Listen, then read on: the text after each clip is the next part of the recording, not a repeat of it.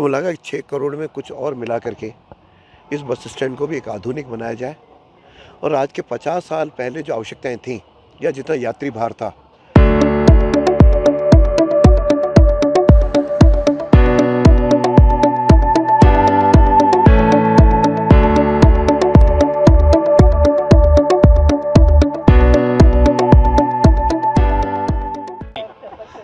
अजमेर में जो roadways bus stand है वह सन 70-71 के आसपास का बना है।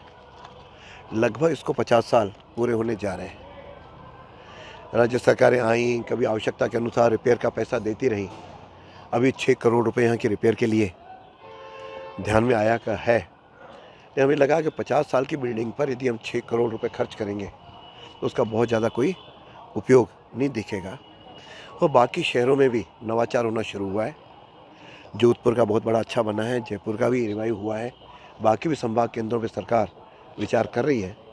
तो मुझे लगा कि 6 करोड़ में कुछ और मिला करके इस बस स्टैंड को भी एक आधुनिक बनाया जाए और आज के 50 साल पहले जो आवश्यकताएं थीं या जितना यात्री भार था उसकी तुलना में कई गुना यात्री भार बढ़ा है और आगे भी अगले 20-25 साल में यात्री भार और बढ़ेगा।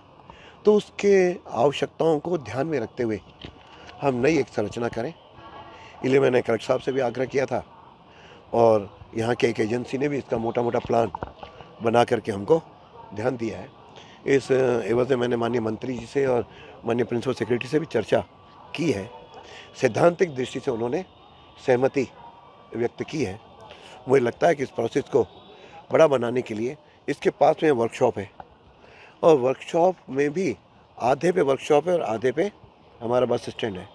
यदि इन दोनों को जोड़ दिया जाता है तो यहाँ की सारी आवश्यकताएं भी होंगी और फ्यूचर प्लानिंग भी जो बढ़ती जाएंगी वो भी करेंगे। और इस वर्कशॉप को अपने आगे पैराडीजो के जहाँ से अजमेर से अपन इंटर करते हैं वहाँ पे पहले से ही अजमेर का पहले से ही वहाँ वर्कशॉप है।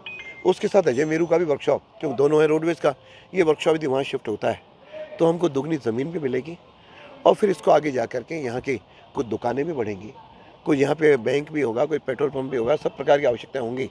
तो मुझे लगता है कि उसमें से रोडवेज बस स्टैंड की कुछ आय भी बढ़ेगी, जिसके कारण से धीरे धीरे आत्मनिर्भरता की ओर भी यह बढ़ेगा।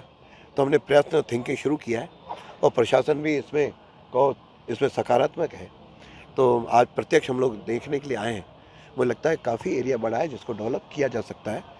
ये ठीक है, पैसों के देखते हुए हम इसको चरणों में लेंगे और चरणों में लेते हुए, लेकिन इतना ज़रूर है कि इस अपने कार्यकाल के अंदर यहाँ पे एक अच्छा बस स्टैंड आधुनिक सुविधाओं युक्त और आवश्यकताओं के अनुरूप हम इसको डेवलप कर पाएंगे। और इससे आधार पे कुछ DPR बनी भी है, लेकिन इसको और मॉडिफाइड करके हम करेंगे तो मुझे लगता है कि अजमेर को एक नई सौगात उपलब्ध हो सकेगी।